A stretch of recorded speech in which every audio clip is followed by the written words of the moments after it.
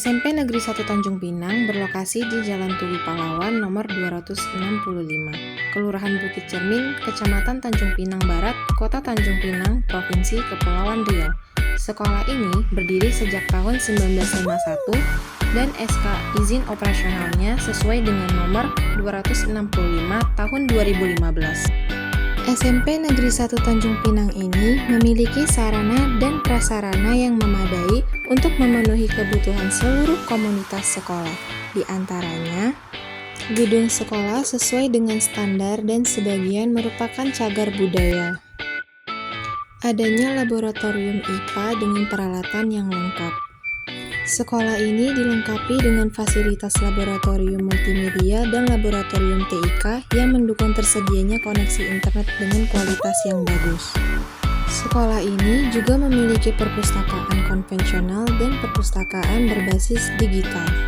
Sekolah ini memiliki lapangan berkualitas bagus yang digunakan sebagai fasilitas untuk membantu siswa mengembangkan minat dan bakat mereka di bidang non-akademik.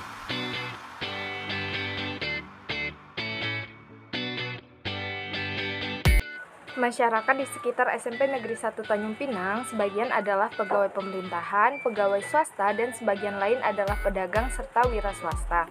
Sebagai sekolah yang berada pada lingkungan perkotaan dan input peserta didik yang mayoritas dari dalam kota, serta kondisi kota yang tidak begitu luas dengan tidak memiliki sumber daya alam yang luas pula, maka profil pelajar yang dihasilkan adalah pelajar yang memiliki potensial mengkreasi ide dan keterampilan untuk mewujudkan daerahnya menjadi destinasi wisata wirausaha. Peserta didik SMP Negeri 1 Tanjung Pinang secara keseluruhan berasal dari latar belakang keluarga yang beragam, baik dari segi pendidikan, sosial, ekonomi, dan budaya. Berdasarkan data pekerjaan orang tua, sebagian besar orang tua peserta didik adalah pegawai swasta, pegawai negeri, pedagang, buruh, dan wirausaha yang berpenghasilan menengah ke bawah. Di SMP Negeri 1 Tanjung Pinang ada satu peserta didik yang berkebutuhan khusus karena memiliki hambatan dalam pendengaran. Peserta didik SMP Negeri 1 Tanjung Pinang memiliki keberagaman agama yaitu Islam, Protestan, Katolik, Buddha, dan Konghucu. Peserta didik mendapatkan pendidikan keagamaan oleh guru pembina sesuai dengan keyakinannya masing-masing. Sebagian besar peserta didik SMP Negeri 1 Tanjung Pinang beragama Islam, di mana teknis pelaksanaan pembelajaran dilakukan secara klasikal, sedangkan untuk peserta didik yang beragama lainnya dikelompokkan sesuai jenjang. Nah, untuk prestasi sendiri ada dua jenis prestasi yang diraih oleh SMP Negeri 1 Tanjung Pinang. Yang pertama, prestasi akademik. Ada dua prestasi yang diperoleh, yaitu juara 1 Olimpiade Sains Nasional bidang IPA tingkat kota pada tahun 2022 dan juara 2 Olimpiade Sains Nasional bidang matematika tingkat kota pada tahun 2023. Sedangkan prestasi non-akademiknya ada 54, yaitu pada FL2SN, taekwondo, renang, pencaksilat, futsal, sepeda, dan lari di tingkat kota hingga internasional pada tahun 2022 sampai 2023.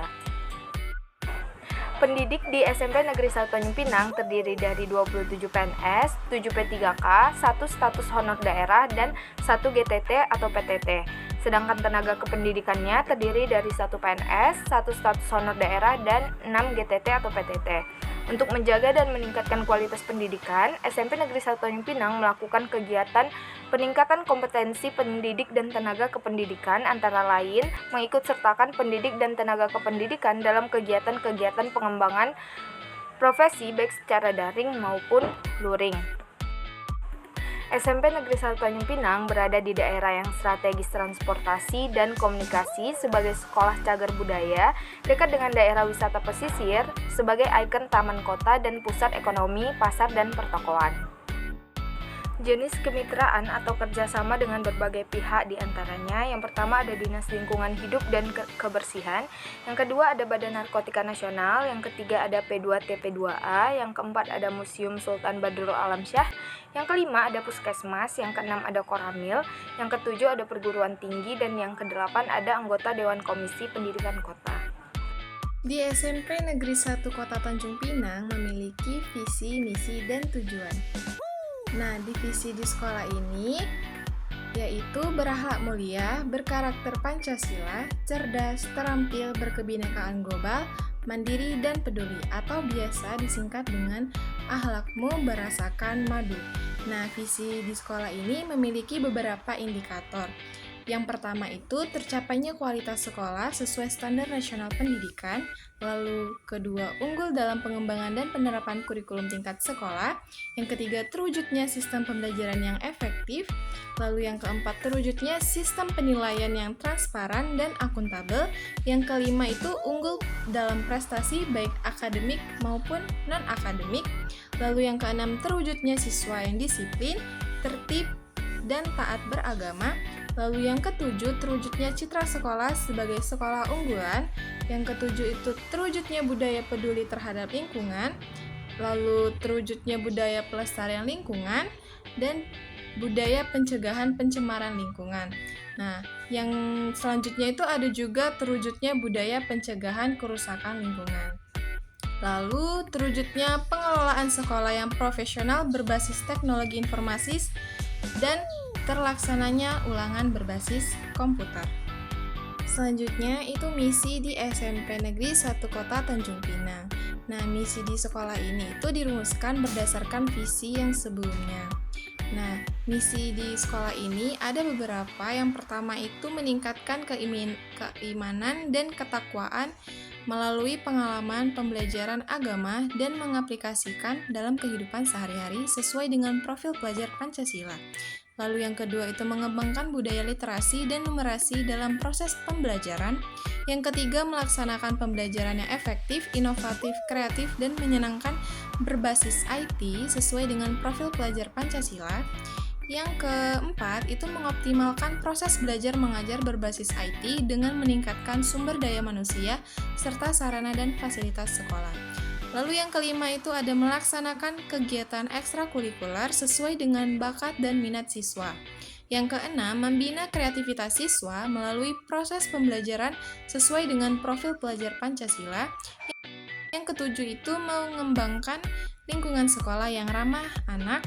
Yang kedelapan, mewujudkan standar pelayanan minimum menuju standar nasional pendidikan. Yang kesembilan, itu mewujudkan sistem penilaian yang transparan dan akuntabel. Yang kesepuluh, mewujudkan pencapaian standar kompetensi kelulusan. Lalu yang ke-11 ada mewujudkan siswa yang berperilaku terpuji. Yang ke-12 itu mewujudkan siswa yang unggul dalam prestasi akademik dan non-akademik. Lalu yang terakhir atau yang ke-13 itu mewujudkan budaya peduli lingkungan terhadap lingkungan. Nah, di SMP Negeri 1 Tanjung Pinang ini memiliki 3 tujuan umum, khusus, dan situasional. Nah, untuk tujuan umumnya itu meningkatkan kecerdasan, pengetahuan, kepribadian, akhlak mulia, serta keterampilan berdasarkan profil pelajar Pancasila. Nah, untuk tujuan khususnya sendiri itu dilandaskan berdasarkan tujuan umumnya. Yang pertama itu ada mengembangkan budaya karakter yang terintegrasi dalam proses belajar mengajar sehingga menghasilkan siswa yang cerdas, berakhlak mulia, berbudaya bangsa, dan menghargai keberagaman budaya. Lalu yang kedua itu meraih prestasi akademik dan non-akademik, dari itu juara umum pada ajang OSN, O2SN, VLS2N, dan AKM tertinggi pada Kepri pada tahun ajaran 2023 sampai 2024. Lalu yang ketiga itu menciptakan sekolah yang ramah anak. Nah, untuk tujuan situasionalnya itu ada beberapa tujuannya. Yang pertama itu terwujudnya sekolah yang kondusif. Lalu yang kedua terwujudnya proses belajar mengajar yang aktif, kreatif, efektif, dan menyenangkan. Lalu yang ketiga mengembangkan standar pendidikan dan tenaga kependidikan. Lalu yang keempat menumbuhkan budaya mutu sekolah. Yang kelima itu memenuhi standar pelayanan minimum menuju standar nasional pendidikan. Lalu yang keenam memenuhi sistem penilaian yang transparan dan akuntabel. Lalu yang ketujuh itu memenuhi pencapaian standar kompetensi lulusan. Yang kedelapan memenuhi standar sarana dan prasarana sekolah yang optimal. Yang kesembilan itu memenuhi standar pengelolaan sekolah yang profesional. Lalu yang ke-10 memenuhi pencapaian perilaku siswa yang terpuji. Yang ke-11 memenuhi keunggulan prestasi siswa di bidang akademik dan non-akademik. Lalu yang ke-12 itu seluruh warga sekolahnya memiliki budaya peduli terhadap lingkungan. Dan yang terakhir itu memenuhi pengelolaan sekolah yang profesional berbasis teknologi informasi.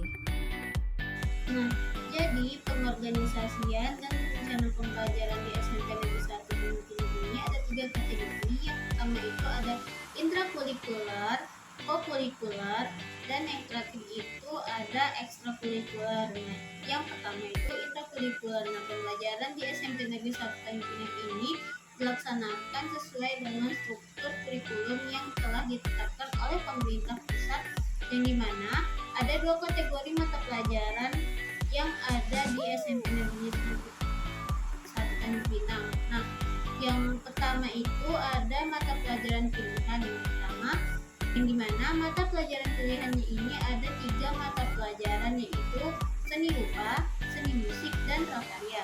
Nah, yang kedua itu ada mata pelajaran muatan lokal, yaitu ada 1 mata pelajaran yaitu budaya Melayu. Muatan lokal itu merupakan kegiatan intrakurikuler untuk mengembangkan kompetensi peserta didik yang disesuaikan dengan ciri khas dan potensi daerah serta keunggulan daerah. Nah, pada beban belajar peserta didik di SMP Negeri 1 Tanjung Pinang ini pada tahun ajaran 2023 sampai 2024 ini ada 1.476 jam pelajaran per tahun, yang dimana kegiatan intrakurikulernya itu mencakup sekitar 1.116 jam pelajaran per tahun. Nah, proyek penguatan profil pelajar Pancasilanya itu 360 jam pelajaran per tahun. Nah, untuk kegiatan ekstrakurikulernya itu dilakukan di luar jam intrakurikuler dan kokurikuler atau P5. Ekstrakurikuler itu merupakan kegiatan untuk minat dan bakat peserta didik yang dilakukan melalui kegiatan pembelajaran ekstrakurikuler. Proyek penguatan profil pelajar Pancasila ini atau kokurikulernya ini dilakukan sebanyak 3 kali dalam 1 tahun ajaran. Nah, yang dimana proyek pertama itu dilaksanakan pada minggu ke-2 Juli sampai minggu ke-4 Oktober 2023. Nah, proyek keduanya ini dilaksanakan pada minggu ke-1 sampai minggu ke-3 November 2023. Nah, proyek ketiganya ini dilaksanakan pada minggu ke-1 sampai minggu ke-4 Mei 2024. Yang terakhir itu ada ekstrakurikuler. Nah, kegiatan ekstrakurikuler ini ada 2 macam, yaitu ekstrakurikuler wajib dan pilihan. Nah, pada sekolah ini ekstrakurikuler yang wajib itu yaitu ekskul kepramukaan. Nah, sedangkan ekskul pilihan merupakan pilihan yang dikembangkan dan diselenggarakan sesuai dengan minat dan bakat peserta didik. Nah, yang dimana ekskul wajib ini yaitu kepramukaan itu wajib diikuti oleh seluruh peserta didik kelas 7 dan 8 dengan alokasi waktu itu 2 jam pelajaran tiap minggu. Nah, untuk kegiatan ini dilakukan secara blok, aktualisasi, dan reguler. Kegiatan ekstrakurikuler pilihan yang dikembangkan di SMP Negeri 1 Tanjung Pinang ini meliputi rohis, olahraganya ini seperti sepak bola atau futsal, renang, atletik, voli, takraw, badminton. Habis itu ada seni bela diri, yang dimana ada silat, karate, taekwondo. Nah, lalu ada seni rupa, yaitu ilustrasi, melukis, poster, ada PMR, ada PKS, PIKR, ada pasus, dan seni, yaitu seni tari, musik, dan vokal. Saya akan menjelaskan perencanaan pembelajaran di SMP Negeri 1 Tanjung Pinang. Proses pembelajaran di SMP Negeri 1 Tanjung Pinang dilakukan dengan langkah-langkah terstruktur. Yang pertama, memahami capaian pembelajaran. Yang kedua, menganalisis capaian pembelajaran. Yang ketiga, memetakan capaian pembelajaran. Yang keempat, merumuskan tujuan pembelajaran. Yang kelima, menyusun alur tujuan pembelajaran. Dan yang terakhir itu mengembangkannya menjadi rencana pembelajaran. Yang kedua, rencana pelaksanaan pembelajaran atau modul ajar SMP Negeri 1 Tanjung Pinang disusun dengan aturan terbaru yang sudah ditetapkan oleh Kemendikbudristek. Ada 3 unsur utama yang termuat dalam RPP, yaitu tujuan pembelajaran, langkah-langkah pembelajaran, dan penilaian. Oke, selanjutnya saya akan menjelaskan evaluasi pendampingan dan pengembangan profesional di SMP Negeri 1 Tanjung Pinang. Nah, pada bentuk pendampingan dan pengembangan profesional itu ada dua, yaitu pendampingan dan itu ada pengembangan profesi. Nah, pada pendampingan itu memiliki teknis pendampingan dan pengembangan profesional ada tiga, yaitu yang pertama coaching bagi guru pemula, coaching program baru, lalu yang ketiga itu ada supervisi kelas. Nah, pada teknis pendampingan tadi itu ada waktu-waktunya, yaitu coaching bagi guru pemula itu waktunya pada per tahun, lalu coaching program baru itu menyesuaikan, dan yaitu supervisi kelas itu dilakukan pada per semester. Nah, pada SDM yang terlibat pada coaching bagi guru pemula, yaitu guru pemula, guru yang ditunjuk sama KS. Lalu pada coaching program baru itu guru mapel dan KS. Lalu supervisi kelas yaitu guru dan KS. Nah, pada keterangannya, pada coaching bagi guru pemula itu tidak ada keterangan. Lalu pada coaching program terbaru yaitu keterangannya dinas terkait sebagai penyelenggara. Lalu pada supervisi kelas keterangannya sebagai penilaian kinerja guru. Lalu pada pengembangan profesi, teknis pendampingan dan pengembangan profesional itu ada dua, yaitu pelatihan pengembangan keprofesian dan pelatihan. Nah, pada pelatihan pengembangan keprofesian itu untuk waktu pelaksanaannya itu per tahun. Lalu untuk SDM yang terlibatnya yaitu semua guru dan pengawas dan KS. Lalu untuk keterangannya itu rutinitas. Nah, selanjutnya pelatihan untuk waktu pelaksanaannya yaitu menyesuaikan. Lalu untuk SDM yang terlibat yaitu guru dan KS. Lalu keterangannya mandiri dan dinas terkait. Oke, untuk bentuk evaluasi yaitu yang pertama evaluasi pembelajaran dan evaluasi kurikulum operasional sekolah. Strategi dalam evaluasinya yaitu menggunakan jurnal harian dan penilaian sikap. Waktu pelaksanaannya yaitu per hari. Lalu SDM yang terlibat yaitu guru, peserta didik, orang tua, BK, dan lingkungan.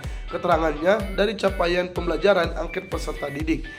Lalu yang selanjutnya strategi dalam evaluasinya yaitu mengaktifkan paguyuban kelas. Waktu untuk pelaksanaannya yaitu per bulan.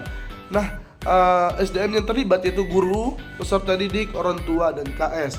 Lalu keterangannya evaluasi program dan pelaksanaan. Lalu yang selanjutnya yaitu asesmen formatif. Untuk waktu pelaksanaannya itu per unit pelajar. Lalu SDM yang terlibat yaitu guru, peserta didik, orang tua. Lalu untuk keterangannya dari capaian pembelajaran dan angket murid. Lalu asesmen formatif atau portofolio dilaksanakan yaitu pada per semester. SDM yang terlibat yaitu guru, peserta didik, orang tua, BK, dan lingkungan. Keterangannya dari capaian pembelajaran dan angket peserta didik. Lalu asesmen formatif yaitu portofolio evaluasi diri sekolah. Dilaksanakannya yaitu per tahun dengan SDM yang terlibat yaitu guru, peserta didik, orang tua, BK, lingkungan, dan komite. Untuk keterangannya dari capaian pembelajaran dan angket peserta didik dan kuesioner orang tua.